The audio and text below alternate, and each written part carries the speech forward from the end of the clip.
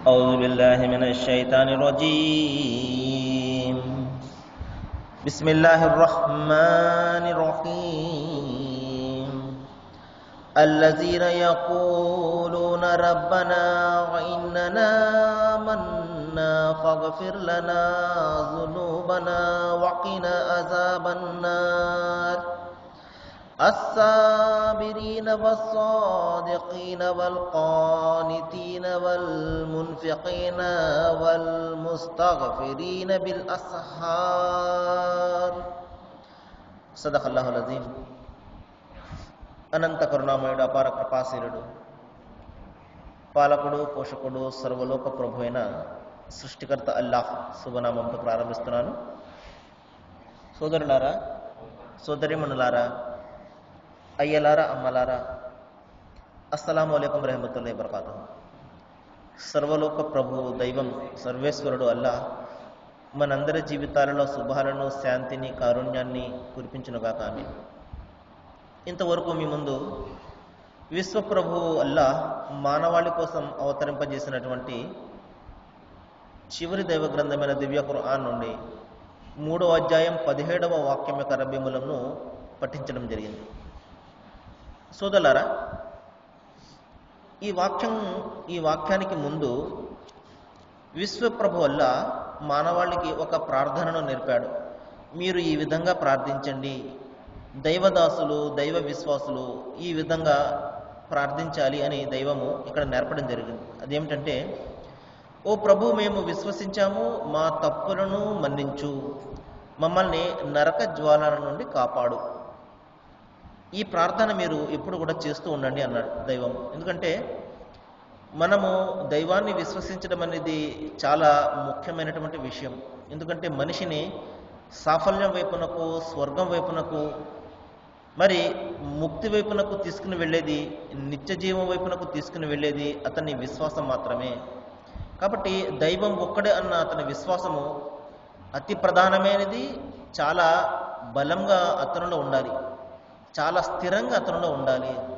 ఏమాత్రం కూడా చలించకుండా మరి మరణించే వరకు కూడా అతను ఇదే సత్యం మీద నిలబడి ఉండాలి, ఇదే సత్యాన్ని అనుసరిస్తూ ఉండాలి, ఇదే సత్యాన్ని గురించి నలుగురికి కూడా అతను చెప్తూ ఉండాలి.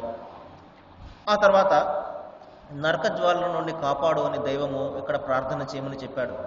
ఎందుకంటే నరకం అనేది అత్యంత భయంకరమైనటువంటి స్థలము, దాని నుండి తప్పించుకోవడమే ప్రధానమైనటువంటి లక్ష్యం కావాలి అని దైవం ఇక్కడ నిర్దేశించాడు. ఆ తర్వాత సోదరులారా, దైవదాసుల యొక్క గుణగణాలను గురించి ఇక్కడ చాలా చక్కగా సృష్టి ప్రభు అల్లాహ్ వివరిస్తున్నాడు.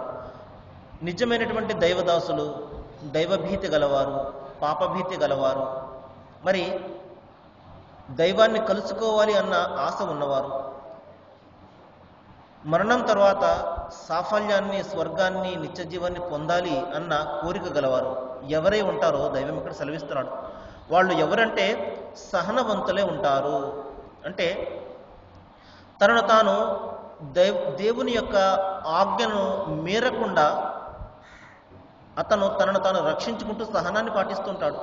మరి నిన్న చెప్పడం జరిగింది, చుట్టూ ఉన్నటువంటి మన ప్రపంచం ఆకర్షక ప్రపంచము, మరి అనుక్షణం కూడా మనిషిని ఆకర్షిస్తూ ఉంటుంది. ఈ ఆకర్షణల మాయలో పడకుండా ఒక దైవ విశ్వాసి తనను తాను సంభాళించుకొని తనను తాను రక్షించుకుంటూ మరి సహనాన్ని వహిస్తాడు.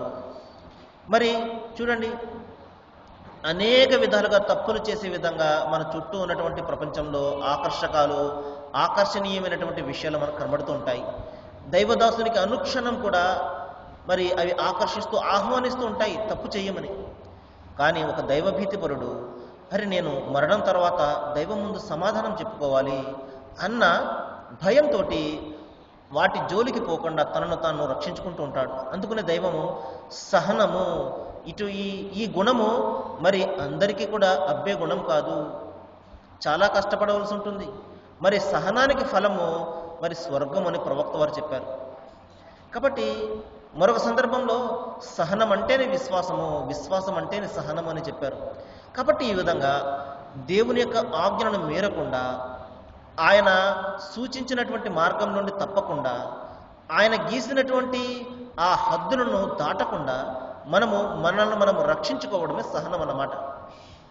ఆ తర్వాత ఇంకా వారు ఎవరై ఉంటారు అంటే సత్యసంధులై ఉంటారు. అంటే ఎల్లప్పుడూ కూడా సత్యాన్నే మాట్లాడుతూ ఉంటారు, సత్యాన్ని బలపరుస్తూ ఉంటారు, సత్యం గురించి పాటుపడుతూ ఉంటారు. ప్రవక్త ముహమ్మద్ సల్లల్లాహు అలైహి వసల్లం వారు కారుణ్యమూర్తి దైవం ఆయనపై శాంతిని కురిపించుగాక ఒక సందర్భంలో సెలవు ఇచ్చారు, మరి మీరు పొరపాటున వేళకోళంగా కూడా అసత్యం జోలికి పోకండి. ఎందుకంటే అసత్యం అనేది శైతాను యొక్క మరి అతని చేష్ట, అతని యొక్క ఆయుధము. కాబట్టి మీరు తాత్కాలిక ప్రయోజనం కొరకు మరి సైతాను యొక్క శరణు వేడకండి. మరి అసత్యాన్ని పలికినప్పుడు దేవుని యొక్క సింహాసనం కంపించిపోతుంది అని చెప్పడం జరిగింది. ఎందుకంటే సత్యం అనేది దైవం అయితే అసత్యం అనేది మిథ్య, ఆ సైతాన్ అనేవాడు. కాబట్టి ఈ విధంగా మీరు అసత్యాన్ని ఆశ్రయించి శైతానుకు మీరు సహాయకులుగా మారకండి అని దైవము నిర్దేశించినట్టు ప్రవక్త వారు చెప్పడం జరిగింది. కాబట్టి మరి దైవభీతి పరులు అసత్యం జోలికి ఎంత మాత్రం కూడా పోరు. కానీ సోదరులు, ఈ రోజున మనం చూస్తున్నాము అసత్యం అనేది, అబద్ధం అనేది ఎంత సర్వసాధారణంగా మనం మాట్లాడుతుంటాం. మనం ఇంట్లో ఉంటాము, ఫోన్ వస్తుంది, పిల్లలతో చెప్తుంటాము నేను లేనని చెప్పుకొని. ఈ విధంగా ప్రతి చిన్న విషయానికి అబద్ధము అబద్ధము అబద్ధము. మరి ప్రవక్త వారు చెప్పారు, మీరు ఒక తప్పును ఒక పాపాన్ని చేసినట్లయితే మీ హృదయంలో ఒక మచ్చ ఏర్పడుతుంది. మీరు వెంటనే దాన్ని సరిదిద్దుకుని పాపక్షమాపణ వేడుకున్నట్లయితే ఆ మచ్చ పోతుంది. లేకపోతే ఆ మచ్చ పెద్దదై మీ మొత్తం హృదయం అంతా కూడా మసిబారిపోతుంది అన్నారు. కాబట్టి చూడండి, మనం చెప్తుంటాము సహజంగా అబద్ధం పలికితే మన పని జరిగిపోతుంది అని మనం భావిస్తాము. కానీ సోదర సోదరిమణులారా, ఒక్కసారి మనం అబద్ధం చెప్పినట్లయితే దానిని కాపాడుకోవడం కోసము అనేక అబద్ధాలు మాట్లాడవలసి ఉంటుంది. ఒక అబద్ధము మరొక అబద్ధానికి దారితీస్తుంది, అది ఇంకొక దానికి. ఈ విధంగా జీవితం అంతా కూడా అబద్ధాల పుట్టయిపోతుంది. కాబట్టి ఎప్పుడు కూడా మనము అసత్యం యొక్క జోలికి పోకూడదు, పొరపాటుగా లేకపోతే వేళాకోళంగానైనా కూడా. ఒక సందర్భంలో ప్రవక్త ముహమ్మద్ సల్లల్లాహు అలైహి వసల్లం వారు ఒక ఇంటికి వెళ్ళారు. అందులో ఒక తల్లి తన బిడ్డకు చేతిలో చెయ్యి ముడిచి, బాబు నువ్వు నా వద్దకు వచ్చినట్లయితే నేను ఇది ఇస్తాను అని చెప్పేసి చెయ్యి ముడిచి చూపించింది. ఆ తర్వాత బిడ్డ రాగానే ఆ చేతిలో ఏదో మిఠాయి ఉన్నది ఆ బిడ్డకి ఇచ్చింది. అప్పుడు ప్రవక్త వారు అన్నారు, నీవు ఒకవేళ వేళాకోళంగానైనా చేతిలో ఏమీ లేకుండా ఆ బిడ్డను పిలిచి ఏమి ఇవ్వకుండా ఉన్నట్లయితే అది కూడా అబద్ధమైపోయేది అని చెప్పడం జరిగింది. కాబట్టి మనము పొరపాటుగా కూడా వేళాకోళంగా కూడా అసత్యం జోలికి పోకూడదు. ఎందుకంటే దైవానికి వ్యతిరేకమైనది అసత్యం. అల్లాహ్ అనేది సత్యమైతే మరి గైరుల్లాహ్ అంటే దైవేతరులు అన్నీ కూడా అసత్యాలు. కాబట్టి మనము అసత్యాల జోలికి వెళ్ళి సైతాన్ యొక్క సపోర్టు ఇంత మాత్రం కూడా తీసుకోకూడదు. తాత్కాలికంగా లాభం జరగచ్చేమో, కానీ శాశ్వతమైనటువంటి నాశనం జరుగుతుంది. కాబట్టి నిజమైనటువంటి దైవ విధేయులు దైవదాసులు సత్యవంతులే ఉంటారు. వారి జీవితం సత్యంగా ఉంటుంది, వారి పలుకు సత్యంగా ఉంటుంది, వారి ఆలోచన సత్యంగా ఉంటుంది, వారి మాట తీరు సత్యంగా ఉంటుంది, వారి యొక్క క్యారెక్టర్ సత్యంగా ఉంటుంది. కాబట్టి సోదరులారా, సత్యానికి అంత బలం ఉంటుంది. అంతిమ గ్రంథం ఖురాన్లో ఒక సందర్భంలో దైవం సెలవిస్తున్నాడు, సత్యము వచ్చేసింది, అసత్యం నశించింది, మరి అసత్యం ఎప్పటికైనా నశించక మానదు. సత్యం ఏమిటి సోదరులారా? దైవం ఒక్కడే అన్న సత్యము. ఈ సత్యము మరి దైవాలు అనేక మంది అనే అసత్యం మీద తప్పనిసరిగా మరి ఆధిపత్యాన్ని వహిస్తుంది. కొద్దిగా ఆలస్యమైన కూడా దైవం ఒక్కడే అన్న సత్యమే ఈ ప్రపంచంలో స్థాపించబడుతుంది. ఎందుకంటే గ్రంథాలన్నీ కూడా అదే సత్యాన్ని గురించి బలపరుస్తున్నాయి. కాబట్టి అదే సత్యాన్ని అనుసరించమని మన మహాపురుషులు కానివ్వండి, మహర్షులు కానివ్వండి, ప్రవక్తులు కానివ్వండి అదే సత్యాన్ని గురించి బోధించారు. కాబట్టి సోదరులారా, ఎంత మాత్రం కూడా మనము అసత్యం జోలికి పోకూడదు. ఆ తర్వాత దైవదాసులు విధేయులై ఉంటారు అని దైవం చెప్తున్నాడు. ఎవరికి విధేయత? దైవానికి విధేయత, సృష్టి ప్రభు అల్లాహకు విధేయత. ఈ విధంగా ఆయనకు విధేయత చూపడాన్ని అరబీ భాషలో ఇస్లాం అంటారు. కాబట్టి సోదర సోదరిమణులారా, మరి నిజమైనటువంటి దైవదాసులు విధేయతను కలిగి ఉంటారు. విధేయత అంటే ఏమిటండి అన్న ప్రశ్న వస్తుంది. విధేయత అంటే ఉదాహరణకు మనము ఒక వ్యక్తి దగ్గర ఉద్యోగం చేస్తున్నాం అనుకోండి, అతనికి విధేయత చూపుతాము, అతను చెప్పిన పనల్లా కూడా చేస్తాము, ఎందుకంటే అతను మనకు జీతం ఇస్తాడు కాబట్టి. అతను ఎక్కడికైనా వెళ్ళమంటే అక్కడికి వెళ్తాము, ఏ పనైనా చేయమంటే ఆ పని చేస్తుంటాము. అదేవిధంగా సోదరులారా, మన అందరి యజమాని అయినటువంటి ఆ దైవము మనకు కొన్ని విధులు, కొన్ని హద్దులు పెట్టాడు. వాటిని మనము నిర్వర్తించాలి, ఏ మాత్రం కూడా జవదాటకుండా. అదే విధేయత. ఆయన చెప్పిన మాట ప్రకారం జీవితం గడపడమే అది విధేయత. లేదండి నా ఇష్టం వచ్చిన జీవితం గడుపుతాను, కానీ నా మనసులో మాత్రం చాలా భయం ఉందండి దైవం అంటే. నేను దైవానికి చాలా భయపడతానండి, కానీ నా జీవితం నా ఇష్టం వచ్చిన విధంగా నేను నడుచుకుంటానండి. ఇది కాదు విధేయత అంటే సోదరులారా. మనకు ఇష్టం ఉన్నా ఇష్టం లేకపోయినా, మనకు నచ్చినా మనకు నచ్చకపోయినా, మనకు కష్టం కలుగుతున్నప్పటికీ కూడా దైవం ఒక ఆజ్ఞను ఇచ్చినట్లయితే ఆ ఆజ్ఞను అనుసరించడమే నిజమైనటువంటి విధేయత. ఉదాహరణకు రోజుకు మనకు 5 పూటల దైవం ప్రార్థనను నిర్దేశించాడు. చాలా కష్టంగా అనిపిస్తుంటుంది, కానీ మన ఇష్టాలను పక్కన పెట్టి, మన కష్ట నష్టాలను పక్కన పెట్టి దైవానికి ఏదైతే ఇష్టమో అది చేయడమే నిజమైనటువంటి విధేయత. కాబట్టి నిజమైనటువంటి దైవదాసులు విధేయత కలిగి ఉంటారు. మరి అంతేకాదు దానపరులై ఉంటారు. తమ యొక్క సంపదలో ఇతరులకు హక్కునిస్తారు వాళ్ళు. ఎందుకంటే ఇక్కడ దైవం ఏదైతే మనకు ప్రసాదించాడో, అల్లా ఏదైతే మనకు ప్రసాదించాడో అది మనకు సంబంధించినటువంటిది కాదు, మనము సొంతంగా అనుకుంటే మనకు వచ్చింది కాదు. ఆయన తలిచాడు కాబట్టి మనకు ప్రసాదించాడు. అందుకనే అంతిమ గ్రంథం ఖురాన్ ప్రతి సందర్భంలో వమిమ్మా రజఖనా మిన్ అంటాడు. అంటే నేను ప్రసాదించినటువంటి ధనాన్ని నా మార్గంలో ఖర్చు చేయండి అని. కాబట్టి ఇక్కడ మనకు లభించే ధనం కానివ్వండి, గౌరవ ప్రతిష్టలు కానివ్వండి, డబ్బు దర్పాలు కానివ్వండి, ఇవన్నీ కూడా ఆయన మరి ఇచ్చిన దాని కారణంగానే మనకు లభించింది. అయితే ఇక్కడ ప్రశ్న వస్తుంది, అదేంటంటే మరి చాలామంది అవినీతితో సంపాదిస్తున్నారు కదా, అది కూడా దేవుడు ఇచ్చిందేనా అనే ప్రశ్న వస్తుంది. సోదరులారా, దైవము మంచి మార్గాన్ని చెడు మార్గాన్ని బోధించాడు. మంచి మార్గంలో సంపాదించండి అని బోధించాడు. కాదు నేను చెడు మార్గంలోనే నేను సంపాదిస్తాను అని ఎవరైనా ఆ మార్గంలో వెళ్ళారనుకోండి, దానికి ఆయన అడ్డు చెప్పాడు. నీ ఇష్టం పో, నీ కర్మ అని చెప్పేసి అతని కర్మాన్ని వదిలేస్తాడు. ఆ తర్వాత ఏం జరుగుతుంది? ఒక రోజున భయంకరమైనటువంటి నరకంలో చిక్కుకుపోతాడు. కాబట్టి చాలామంది అవునండి ఇది కూడా మరి ఆయన తలిస్తేనే కదా నాకు డబ్బు వస్తుంది. అవినీతి పరుడు ఏమనుకుంటాడు? ఆయన తలుస్తున్నాడు కాబట్టి నాకు డబ్బు వస్తుంది అనుకుంటాడు. సర్లే కొద్దిగా మరి ఏ గుళ్ళో ఎక్కడికో వెళ్ళి హుండీలో పోసేద్దాం, మరి కొంచెం పాపం తగ్గుద్ది అని చెప్పేసి ఈ రోజున భావిస్తుంటాడు. చూడండి సోదరులారా, ఈ విధంగా దైవము అసత్య మార్గంలో సంపాదించండి అని, ఈ విధంగా అవినీతితోటి అన్యాయంతో సంపాదించండి అని ఎక్కడ కూడా చెప్పడు. ఒక విధంగా చెప్పినట్లయితే దైవమే కాడు. కాబట్టి అందుకనే ప్రవక్త ముహమ్మద్ సల్లల్లాహు అలైహి వసల్లం వారు చెప్పారు, అంతిమ దినాన మీరు ఎదుర్కొనే ప్రశ్నలో ఒక ప్రశ్న ఏంటంటే మీరు మీ ధనాన్ని ఏ మార్గంలో సంపాదించారో అడుగుతాడు దైవం. నీతిగా నిజాయితీగా మీరు సంపాదించింది దైవారాధనతో సమానమని చెప్పాడు. కాబట్టి ఈ విధంగా మనల్ని మనం మోసం చేసుకోవడం కోసము ఇది కూడా దైవం ఇచ్చిందేనండి అని చెప్పేసి కొంతమంది వితండవాదం చేస్తుంటారు, తమ తప్పులను కప్పిపుచ్చుకోవడం కోసము. కాబట్టి సోదరులారా, దైవము మరి అసత్యాన్ని మరి ఈ విధంగా అవినీతిని ఎంత మాత్రం కూడా బోధించడు. మనిషే మరి సత్య మార్గంలో ఉన్నప్పటికీ కూడా, సత్య మార్గం కనపడుతూ ఉన్నప్పటికీ కూడా అందులో లాభం రాదు కాబట్టి, లాభం ఉండదు కాబట్టి, తక్షణ ప్రయోజనం కలగదు కాబట్టి అవినీతి మార్గాన్ని, అక్రమమైనటువంటి మార్గాన్ని, అన్యాయమైనటువంటి మార్గాన్ని అనుసరించి డబ్బు సంపాదిస్తుంటాడు. కాబట్టి సోదరులారా, కానీ నిజమైన దైవదాసులు మరి తాము సంపాదించే ప్రతి రూపాయి కూడా దేవుని యొక్క ఆజ్ఞ మేర సంపాదిస్తారు. వాళ్ళు ఆలోచిస్తారు, ఇది నేను చేస్తున్నటువంటి పని సరైనదా కాదా, దీని ద్వారా దైవాగ్రహాన్ని నేను కొని తెచ్చుకుంటానా లేకపోతే ఆయన ప్రీతిని పొందుతానా, ఇది ప్రధానంగా ఆలోచించి తన సంపాదన చేస్తాడు.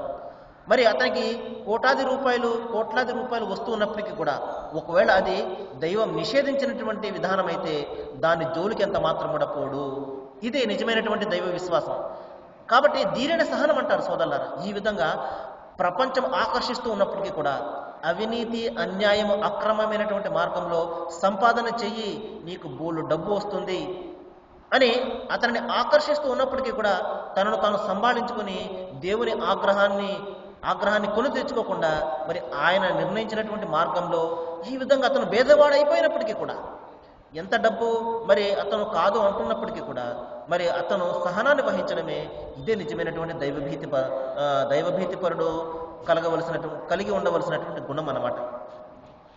ఆ తర్వాత సోదరులారా, ఇంకా వారు దానాన్ని చేస్తుంటారు. అంటే తమ సంపదలో మరి ఇరుగు పొరుగు వారికి, సమాజంలో ఉన్నటువంటి బీద సాధలకు, వితంతువుల మీద ఈ విధంగా వాళ్ళు ఖర్చు చేస్తుంటారు. ఖర్చు చేస్తూ ఏమని చెప్తారంటే, మేము అల్లాహ్ ప్రీతి కోసము మీకు దానం ఇస్తున్నాము తప్పించి మీరు మమ్మల్ని పొగడాలనో లేకపోతే ప్రపంచం మమ్మల్ని పొగడాలనో ఎంత మాత్రమున కాదు అని కూడా చెప్తారు. ఎందుకంటే దైవం చెప్తున్నాడు, మీరు పరుల మొప్పును పొందడం కోసము మీ డబ్బును ఖర్చు చేసి వృధా చేసుకోకండి అంటున్నాడు. కాబట్టి దైవభీతి ఉండాలి, ఆయన నాకు ప్రతిఫలాన్ని ప్రసాదించాలి అన్న ఆలోచన, కోరిక ఉండాలి. ప్రళయ దినాన్న దైవము మరి చాలామందిని ప్రవేశపెడతాడు. వారిలో చాలామంది ప్రపంచంలో అనేక రకాల దాన ధర్మాలు చేసిన వారే ఉంటారు. కానీ ప్రజల కోసము, వాళ్ళ మొక్కు కోసము, పలుకుబడి కోసం చేసిన వాళ్ళే ఉంటారు. దైవం అప్పుడు పిలిచి వాళ్ళను, మీరు ఎవరెవరి కోసమైతే మీరు దాన ధర్మాలు చేశారో వాళ్ళ వద్దకే పోయి మీ ప్రతిఫలాన్ని అడగండి అని చెప్పేసి వాళ్ళని అక్కడి నుండి తరిమి వేయడం జరుగుతుంది. కాబట్టి సోదరులారా, ఖర్చు చేసే ₹1 అయినా అది కేవలము అల్లాహ్ కోసమే, మన దైవం కోసం మాత్రమే ఉండాలి. ప్రజల మొక్కు కోసం కాదు, పలుకుబడి కోసం అంత మాత్రం కూడా కాదు. మనం ఈ రోజున చూస్తున్నాము, రూపాయి దానం చేస్తున్నారు, ₹100 సంబంధించినటువంటి మరి అడ్వర్టైజ్మెంట్ను మరి ప్రచారణను వాళ్ళు చేసుకుంటూ మనం చూస్తుంటాం. ఫోటోలు తీయించుకుని, అది తీయించుకుని. ఈ విధంగా వాళ్ళకి లభించే గౌరవ ప్రతిష్టలు ప్రపంచంలో లభిస్తాయి, పరలోకంలో ఎంత మాత్రం కూడా మరి స్థానం ఉండదు. ఆ తర్వాత సోదరులారా, మనము కొద్దిసేపు ప్రవక్త వారి యొక్క ప్రవచనాలను గురించి వినడానికి ప్రయత్నం చేద్దాము. ప్రవక్త వారు ఒక సందర్భంలో ఈ విధంగా పలికారు, ఏ విశ్వాసి అయినా మానసిక ఆవేదన, శారీరక బాధ, వ్యాధి, దుఃఖము, విచారాలకు లోనైనప్పుడు చివరకు ఒక చిన్న ముళ్ళు గుచ్చుకున్నప్పటికీ కూడా అతను ఒకవేళ ఓర్పుతో దానిని సహించినట్లయితే మరి దేవుడు అల్లాహ్ అతని అపరాధాలను, అతని కర్మాచారాల యొక్క పత్రం నుండి తొలగించి వేస్తాడు. అంటే మనం చేసిన ప్రతి పని కూడా నమోదు చేస్తున్నాడు. కాబట్టి అందులో నుండి ఒకవేళ మనము ఈ బాధలను సహనంతో వహించినట్లయితే, ఏమాత్రం కూడా సంయమనము కోల్పోకుండా, సహనాన్ని కోల్పోకుండా మనము దేవుని మీద భారం వేసి మనము భరించినట్లయితే మన యొక్క చిట్టా నుండి అనేకమైనటువంటి తప్పులను దైవము మరి తొలగించి వేయడం జరుగుతుంది, మన పాపాలను క్షమించడం జరుగుతుంది. అయితే అన్ని పాపాలు కాదు సోదరులారా, దైవానికి సాటి కల్పించడం అనే పాపము దైవం ఎన్నడూ కూడా క్షమించడు. ఒకవేళ మనము మన జీవితంలో తప్పు తెలుసుకుని పాప క్షమాపణను వేడుకుంటే అది వేరే సంగతి. అలా కాకుండా దైవానికి సాటి కల్పిస్తూ మనం జీవితం అంతమైపోయింది అనుకోండి, ఆ తప్పుకి ఎంత మాత్రం కూడా క్షమాపణ ఉండదు, అతనికి నరకము తప్పనిసరిగా మరి ఎదుర్కోవాల్సి ఉంటుంది. ఇంకా అనేక పాపాలు మనకు కనబడుతుంటాయి. వ్యభిచారం కానివ్వండి, మరి హత్య కానివ్వండి, ఇటువంటి ఘోరమైన పాపాలు ఉన్నాయి. మరి అటువంటి పాపాలకు అతను ఒకవేళ ప్రపంచంలో మరి తన తప్పును తెలుసుకుని దైవాన్ని పాపక్షమాపణ వేడుకుని దైవం వైపునకు తిరిగినట్లయితే, మరలి వచ్చినట్లయితే అతను మరి అతని యొక్క సంకల్పము పరిశుద్ధమైనదైతే దైవం క్షమించే అవకాశం ఉంటుంది. ఒకవేళ అతను పాపక్షమాపణ చేసుకోకుండా అతని జీవితం అంతమైపోయినట్లయితే ఎన్నడూ కూడా మరి అతను సాఫల్యాన్ని పొందలేడు. ఆ తర్వాత సోదరులారా, మరి ప్రవక్త ముహమ్మద్ సల్లల్లాహు అలైహి వసల్లం వారు ఒక సందర్భంలో ఈ విధంగా మరి ప్రవచించారు, ఓర్పుతో ఎంత కఠినమైన పరీక్షను, కష్టాన్ని ఎదుర్కొంటే అంత గొప్ప ప్రతిఫలం లభిస్తుంది. కాబట్టి మనం ఎంతగా కష్టపడితే అంత ప్రతిఫలం అని చెప్పేసి మనకు పెద్దలు చెప్తారు, కష్టే ఫలి అని. ఈ విధంగా మనము మన యొక్క సమస్యలను, మన కష్టాలను, నష్టాలను ఎంత ఓర్పుతో అయితే ఎదుర్కొంటామో అంతే ప్రతిఫలాన్ని మనము దైవం వద్ద చూస్తాము. ప్రపంచంలో దక్కకపోవచ్చు, అయితే మానసిక ప్రశాంతత ఒకటి కలుగుతుంది. దైవం మీద భారం వేశాను, ఆయనే చూసుకుంటాడు అన్న మానసిక తృప్తి, ప్రశాంతత అతనికి కలుగుతుంది. ఇది ఎన్ని కోట్లు ఖర్చు పెట్టినా అది దక్కనటువంటి ఆనందం. అది కేవలము దైవభీతిలోనే మనకు కలుగుతుంది, దైవనామ స్మరణలోనే కలుగుతుంది. అది ఒకే దైవాన్ని అతను తన మనసులో నిలుపుకున్నప్పుడు మాత్రమే కలుగుతుంది. ఈ విషయాన్ని మనము గమనించాలి సోదరులారా. కాబట్టి ప్రవక్త వారు చెప్పారు, అల్లాహ్ తాను ప్రేమించే ప్రజలను ప్రక్షాళన చేసి మేలిమి బంగారంలో మెరుగుపరచడానికి వారికి పరీక్షకు గురి చేస్తుంటాడు.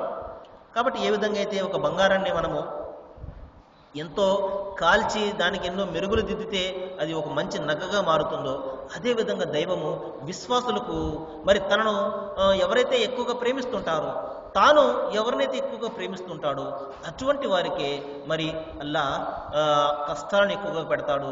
తద్వారా వాడు సహనాన్ని వహించి మరి సగర్వంగా వారు స్వర్గాల్లో ప్రవేశింపజేయాలి అని.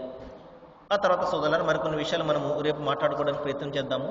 మరి ఈ రోజున మనము విన్నటువంటి మాటలు ఏమిటంటే, నిజమైనటువంటి దైవభీతి పరులు సహన పరులే ఉంటారు, సత్యాన్ని పలుకుతూ ఉంటారు, ఎప్పుడు కూడా మరి విధేయతను పాటిస్తూ ఉంటారు, ఒకే దేవుని యొక్క విధేయతను పాటిస్తుంటారు, మరి తమ సంపదల్లో దాన ధర్మాలు కూడా మరి వారు ఆచరిస్తూ ఉంటారు. మరి అల్లాహ్ను ప్రార్థిస్తున్నాను, ఏ విషయాలైతే మనం ఇక్కడ వింటున్నామో వీటి మీద మనం బాగా ఆలోచన చేసి ఆచరణ చేసేలాగా దైవం అందరికీ కూడా జ్ఞానాన్ని ప్రసాదించాలని, సత్యం మీద మనం నిలబడి సత్యాన్ని ప్రచారం చేసి సత్యాన్ని మనము అనుసరించే ఆ తెగువను, ధైర్యాన్ని, ఆ స్థైర్యాన్ని అల్లాహ్ అందరికీ కూడా ప్రసాదించాలని, దైవం అందరికీ మంచిని చేయాలని నేను ప్రార్థిస్తూ ముగిస్తున్నాను. ఆఖిరు దవానా అల్హమ్దులిల్లాహి రబ్బిల్ ఆలమీన్. అస్సలాము అలైకుం.